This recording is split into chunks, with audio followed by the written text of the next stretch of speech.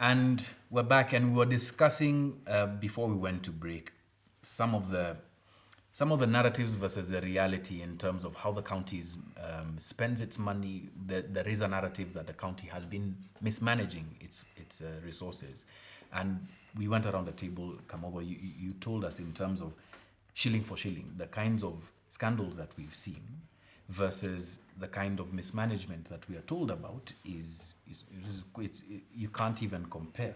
It's also that at the county level, you have natural structures that limit the level of pilferage that you can do. Don't forget that a lot of projects at the counties are very micro projects. Yeah. So there's only so much money you can take. You know what I mean? You're before not doing... Someone notices. Yeah, before someone notices. Yeah. The minute you start doing a project of 100 billion shillings, 200 billion shillings, taking a 5 billion, nobody will notice. In the counties, the typical project, the highest will be, there'll be an exceptional one that goes beyond 100 million shillings. Most of them are 10, 20 million shillings, and they are visible. They are markets, they are roads, so people know. So it's just a little more difficult to do the sort of pilferage that has entered into the psyche of Kenyans.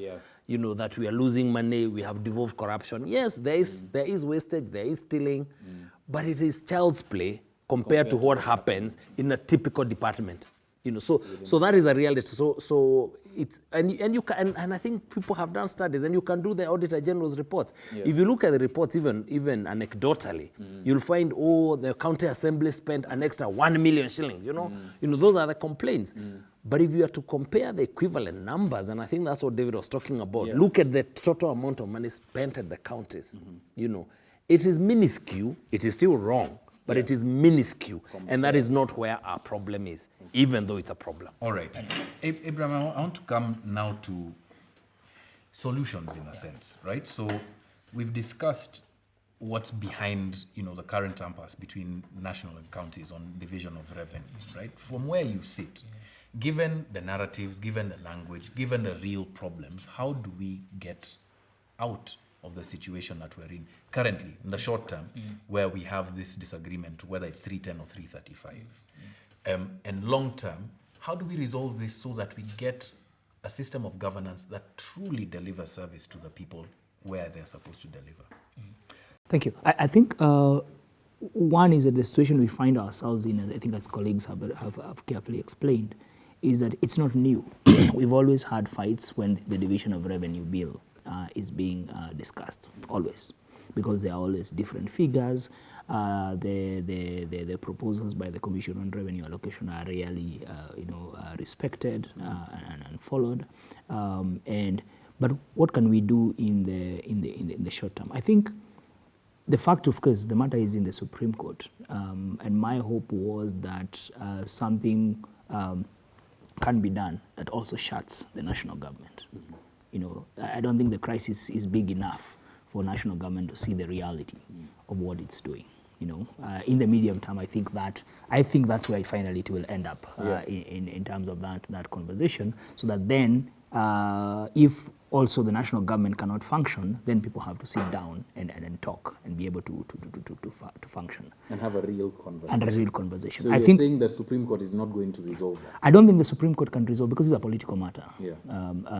It's not necessarily a purely administrative, technical matter of this figure against this figure. I think from the discussions we've had here, that, and even if that does not happen because of the decisions, of course, Supreme Court will pronounce itself at some point. But my hope is that the Supreme Court does not go into how much of the figures, but rather speaks to the principles. Kamodo is here, he can say more about the legal. But if the Supreme Court can speak more to the principles, because most of the critical questions placed before it, even other courts, high courts, were more on the principles as opposed to the number.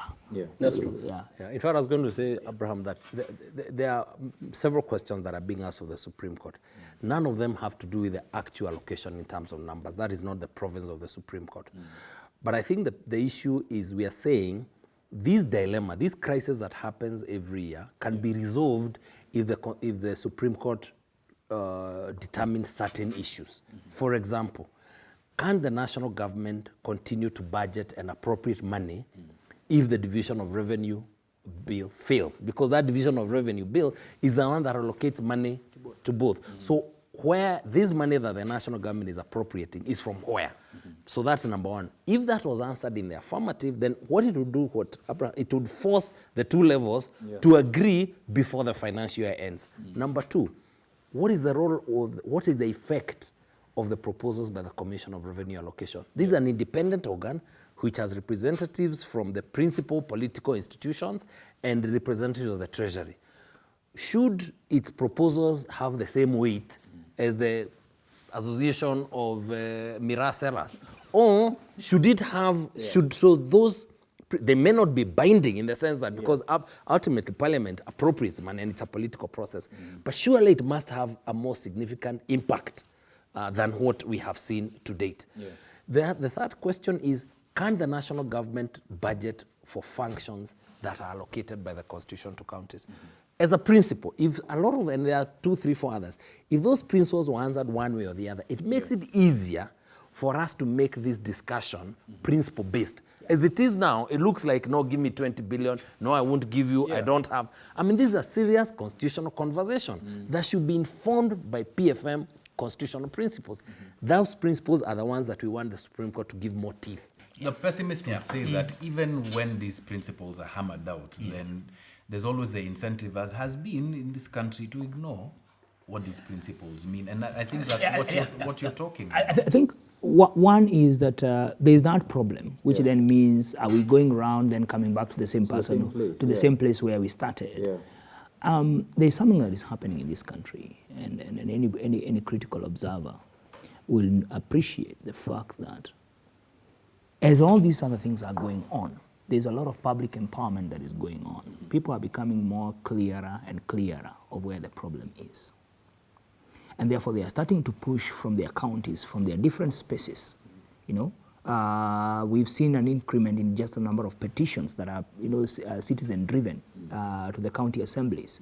Maybe we are not seeing so many at the national level because people are active within their counties. You know, and that pressure will soon blow up from those counties. You know, and we will start seeing more and more pressure. I think that's a power that the Constitution gave to the people. You know, that's gonna be turning things around. You know, slowly by slowly. It will become, maybe in future, it will become very difficult to just go to a public function and just dish out development projects to people. They will ask you, but where is that money coming from? Where's the money coming from? You know, we put that in our plans. Is it from our county or is it from the national government? If it is, how much is it that is allocated to that kind of conversation? But that's a long-term discussion. How long-term, given the point that David raised, in terms of the amount of debt that has now been loaded onto the country and crowding out the counties from development. How long-term is this discussion? If this is already happening and we're in a situation where the debt, I don't think we should even call it a pinch, you know, like it's very painful, you know. How long do you think, and this is now sort of like crystal balling it, how long do you think these conversations will last before that pressure comes to bear? I don't think these conversations are going anywhere. I'll tell you why. You see, let's back again. I'm going to see the big picture. There are two figures, 350, 350. I think people have to bear in mind and remember that devolution has allowed us to be able to discuss how much money we are entitled to. Okay? So we know that counties are entitled to a figure which is, the government is saying that they're entitled to 315 or something, and they are saying that they're entitled to 350. Actually, it is not the national government's to say that. It is a division of revenue bill to determine, process to determine. Because the money belongs to the country, we put it in a common kitty, and then we as people decide how much we should spend locally and how much should be spent by the national government. Before this constitution, this was not possible because money was allocated to ministries. So nobody lives in a ministry. So you could not have a conversation that whether water is having more. You are not politically organized in ministries. So we live in places. So one of the fundamental transformations of the new constitution is we have made geographies, the places we live, the political units which are allocated money.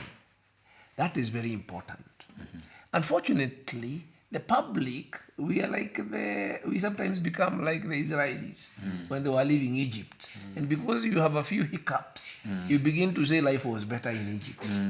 Not recognizing that if we go back to a system where money is allocated to ministries, we are not entitled to it. It is the bureaucrats who are entitled to it because they are the ones who live in ministries, as we live in places. So one of the things we must absolutely safeguard is that money must be allocated to places. And we must demand now that my place is entitled to this amount of money. We know it. And then when it comes to my county, my sub-county, and my road, and my that kind of thing. So that is the only... But the center doesn't want that. That is what the center is fighting. And it has fought that by borrowing money. Yes. Because when the money was taken to the counties, they substituted that by borrowing so that they can continue eating. And now that debt is a problem. So when people ask where money has gone, they can only ask that money because they know how much it is. And it is not coming. So we are going to have a conversation as to why money is not available. Okay? And then we are going to find that people went and borrowed irresponsibly. The question is whether we are going to have political accountability for that irresponsible. So I think it's a fundamental transformation of our politics and a good one. Because this is what politics is about. Resource allocation is one of the most important agendas In politics. in politics. But in the past, we could not discuss resource allocation because we did not know how resources are allocated, and they were not located in a manner that we could engage the subject politically. The other thing is that you can see the process that we put in place, and Kamodo has emphasized this a lot in this conversation, being subverted and being played games with. If we had people at the top who are committed to devolution, these mechanics would not be an issue. That's true. They would work. People would sit together and say, how do we solve this problem? Yeah. And But so that conversation isn't happening. it is because the people at the people at the center want to frustrate. So let us be clear. There are no people whose hands are bound, and that they cannot sit together in the interests of the people and find a workaround, even around the legal issues. It is because they want to frustrate, and they are looking for every possible ratchet that they can use to frustrate.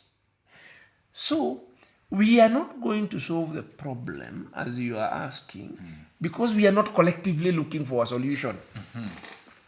But won't the solution be, or rather won't the face of the problem be thrust upon us when the debt burden becomes so painful that you feel it in your house? I think the people who are determined to frustrate are not going to give up frustrating. Even at that point. Even at that point, they are not going to give up. So there is a big political sort of process that is going to have to happen in this country to determine, to resolve whether we are going to implement the Constitution or whether we are not going to implement it. It will come to that. Because don't forget also, the fundamental tenet of that Constitution, as I was saying during the break, is democracy. And democracy is predicated on free and fair election. And we are in these political handshakes and all manner of things because people have refused to accept free and fair elections as a means of transfer of power. Yeah. So they are looking for alternative accommodations, which mean that they are not held accountable by the people, because the fundamental thing about free and fair election is, for instance, even people are unhappy with the way you have managed the economy, like you have borrowed recklessly, they should be able to throw you out using the ballot. But you have frustrated the ballot. So it is not just devolution that we are frustrating. They are also frustrating the means by which we can hold them accountable. And that is much more fundamental. Because ultimately what you're seeing is then the consequence of the impunity that they can frustrate all processes of being held politically accountable. They don't want devolution, they can frustrate it. They don't want to be subjected to democratic accountability, they can frustrate it. They don't want an independent judiciary, they can starve it of money or otherwise frustrate it. So we will have to ask ourselves in this. So that is the nature of the political challenge that we have. We passed this constitution, and we are openly seeing it being frustrated. Now, with devolution, it is being frustrated where people feel the bread and butter issues immediately. So the question is, how will the people react to that? You see, when you frustrate the judiciary, it is very abstract. But when you now move that frustration to health services at my local dispensary, that is, or the infrastructure, local infrastructure. So it's a question of, it has now reached the people. And that was really the essence of devolving. It was actually to ensure that citizens are holding those who they elect responsible, because the national government was too far removed. You know, you couldn't connect the president's failures with the problems of your welfare. And then you are such a small unit, there's not much you could do. But now you're connecting directly your failures, the collapse of services with this person who you can do something about.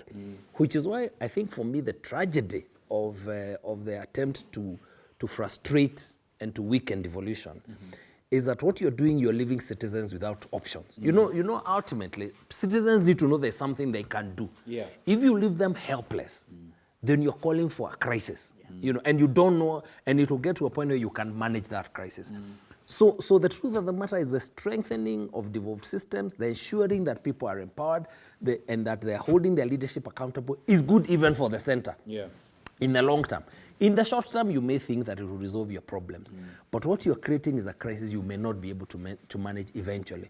So it really is self-defeating.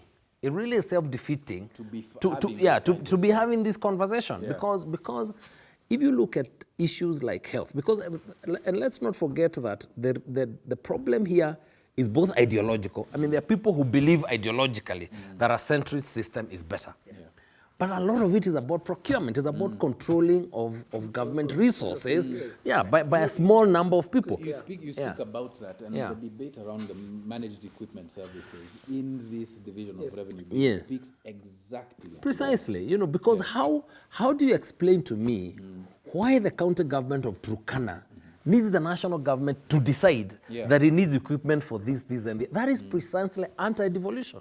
You know, what you expected to do. Now, there may be need sometimes to pool resources, you know, and the economies of scale in bulk buying. But that decision cannot be from the top imposed downwards. It has to be people sitting down and saying, this is what I need, this is what you need, we can purchase together. That is the spirit of devolution. These things are replicated over and over and over again. You find laws that are passed where the national government is the one that approves boreholes in Wajir.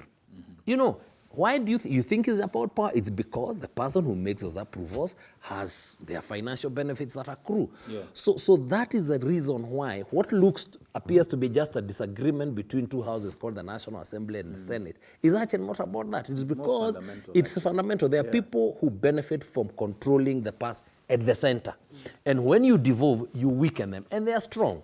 You know, so it is to recognize that if we are going to empower this country, if this country is going to be sustainable in the long term, we better be investing in making people empowered at the grassroots. And the process that you're involved in right now in the Supreme Court essentially is to do that. It's a fight to empower or to strengthen devolution. It is. It is to try and answer the question. why are we running away from constitutional principles and what David is talking about, ratchets, looking for every opportunity to say, oh, but the law does not allow us. Yeah. It doesn't. The problem is not with the law. The problem is a problem of our mindset and the benefits that accrue from that mindset. So what we want, the Supreme Court may not resolve everything, but can it take it slightly higher and incrementally?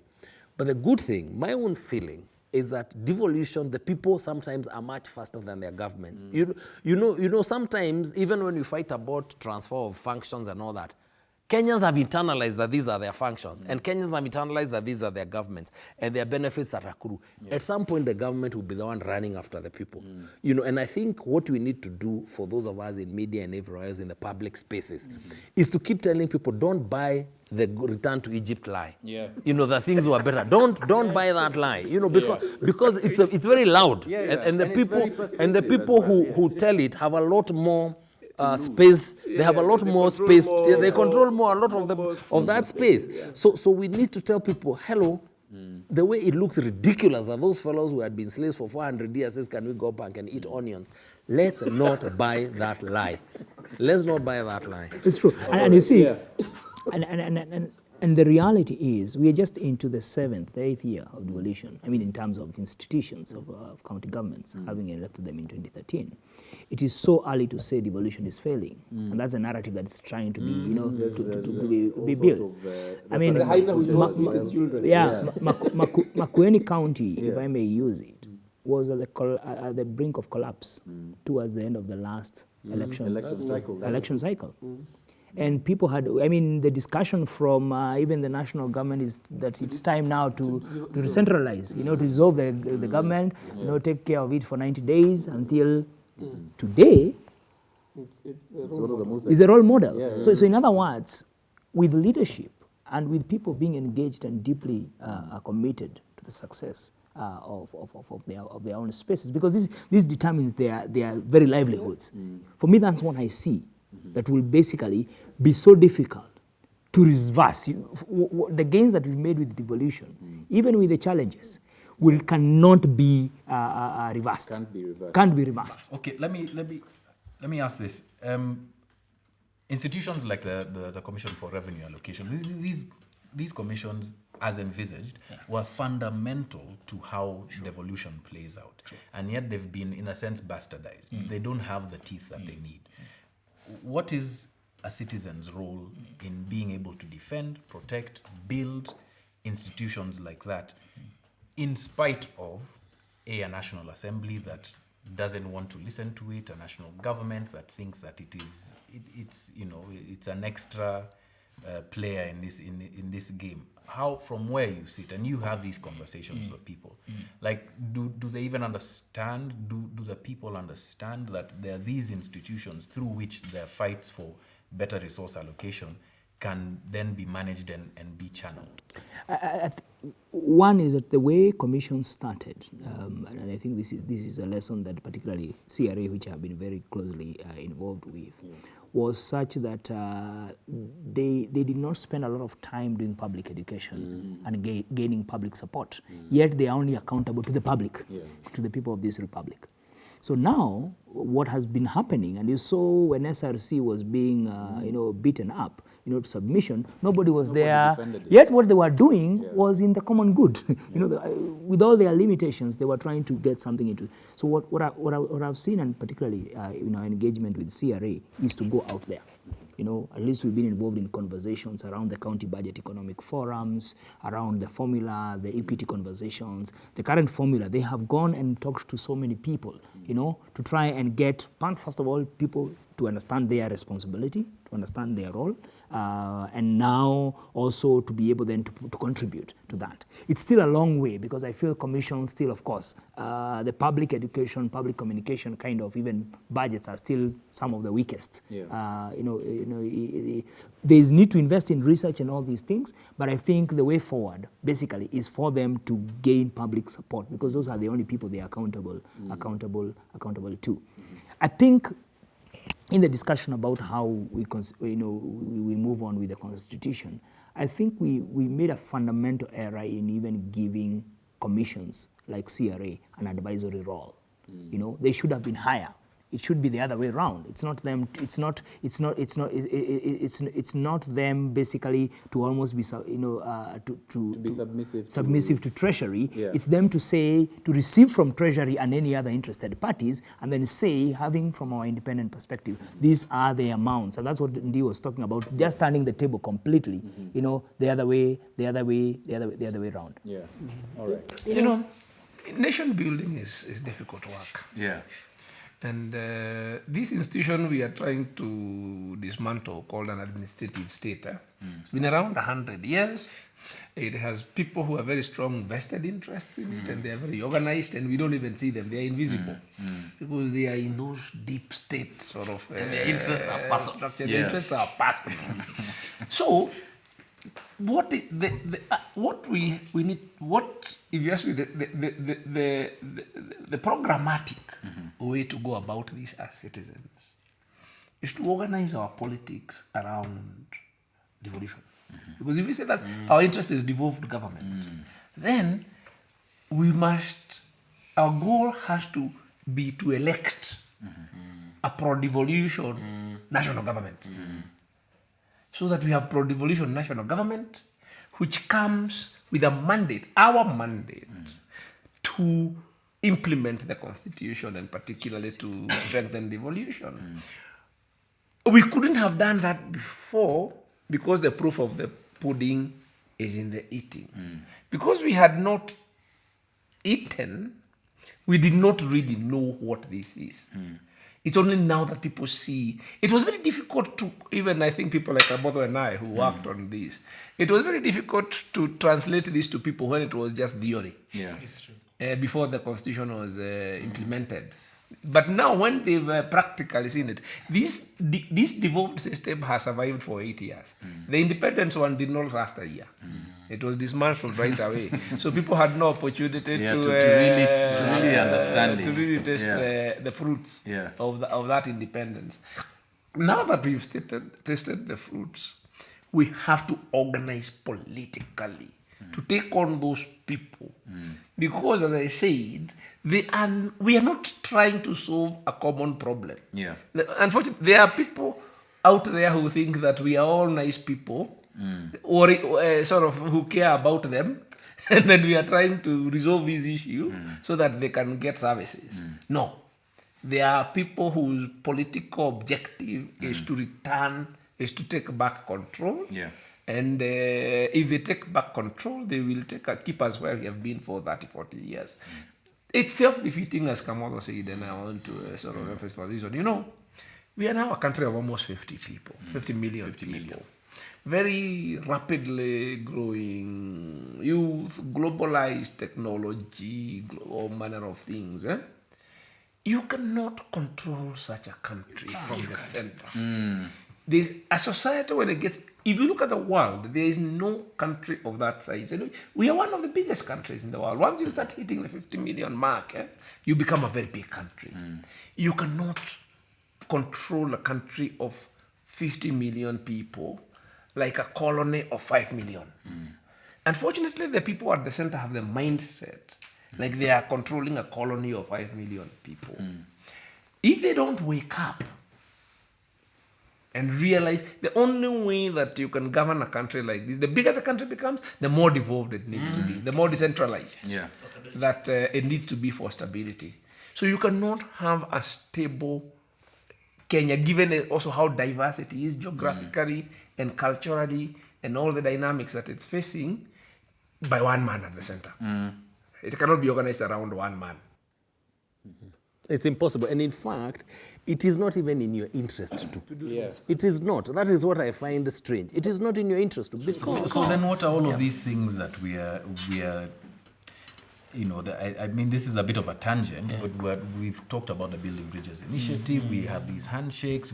We are seeing these attempts to organize ourselves politically, much in the same way that we've been, right? But now I think the division of revenue bill debate offers us an opportunity to really peel back that mask. You see, you know, talking BBI, and it's good to be inclusive. I don't think if you look at the 9 issues that are listed by BBI, excellent issues, very well done, inclusivity. But the solution we are giving inclusivity is inclusivity for who?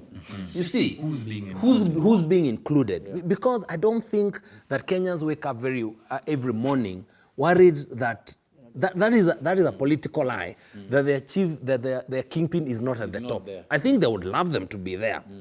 But if you ask them, I mean, but that's not their that is not what, what they are worried about included in the sharing of resources.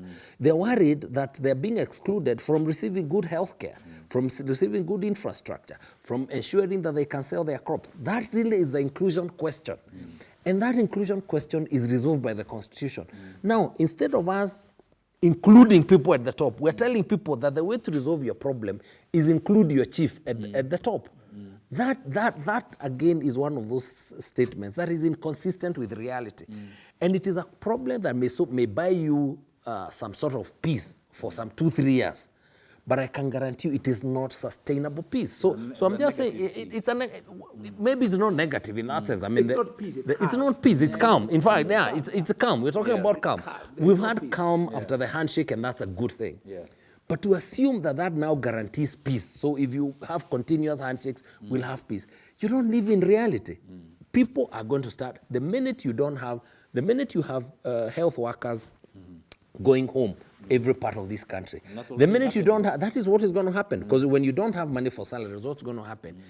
People won't care that you've done handshakes. So I'm saying that it is important to do that, and I think it's important to have national reconciliation at that level. But that is not the solution to Kenya's problem. Let me be very blunt here. We know all these leaders, we work with them. They are not the people who think for this country. That's true. They think for themselves. No, they actually are not thinking types. So the complexity of the things we are talking about are not their top of mind awareness. They think that once they are in power, other people will think. They will get the people who think to come with solutions, then these and the Kamodos. They will come. And they will solve the problem. But theirs is to be the big chief. And then they can convene the professionals and all sorts of people. Be a chief, but be a middleman in a sense for fixing Yeah, because so they, whatever, that's the way, that's their theory. That's their model of leadership. That they are the big chief. So if they do that thing they want to do, whatever animal it is, and they convene themselves and they are sitting there as big chiefs, that we will all come and bow to them and do the work. I want to tell them publicly we will not, because we are tired. Okay? We're tired of propping them up, and they have no direction. So, and partly why you see them struggling is because we have abandoned them. Because these things that we are discussing are the things which are important. And the things that they are trying to tell us about, that what they're calling inclusion, they're talking about including themselves. Including themselves. So, and again, that's something which you see, that disconnect between people who are preoccupied with power and the people who are worried about sort of country. And that divide is and again, it also, I think it's also a product, part of the outcome of the Constitution, because the Constitution now, you can engage the real issues facing a country locally at the devolved level, so that you can actually go and apply yourself to a problem of agricultural productivity in a country without needing to talk to those people. It's true. And also, I think it's why all these mechanisms, I don't think they will, for instance, BBI, why I think it might not even go far, is because it's not addressing the fundamental need of the people of this country right now. In a society like ours, where we have reached, people are not looking. You know, we are in a state we are leading a generation of people who don't even want to be in positions. All they want to be is in influence in their area of operation. So they want to run their own company and be assured there is water, there is security.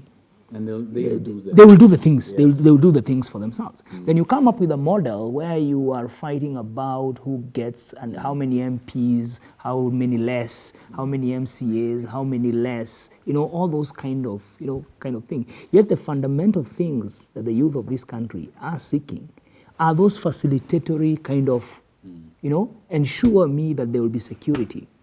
That I can work all night and go home. I can walk home at 3 a.m., without any... And all the models that we keep talking about, that was the role of government, at that particular point of the growth, So unless people are assured of food, unless people are assured of, opportunities of education, or assured of healthcare, is what Kamotho is saying. If they are not assured of those fundamental basic necessities, and that's why the Bill of Rights, is explicit in terms of what should be going on. The agenda is there. There is no other greater agenda than ensuring that. For me, I think that is the focus. That should be the focus moving forward.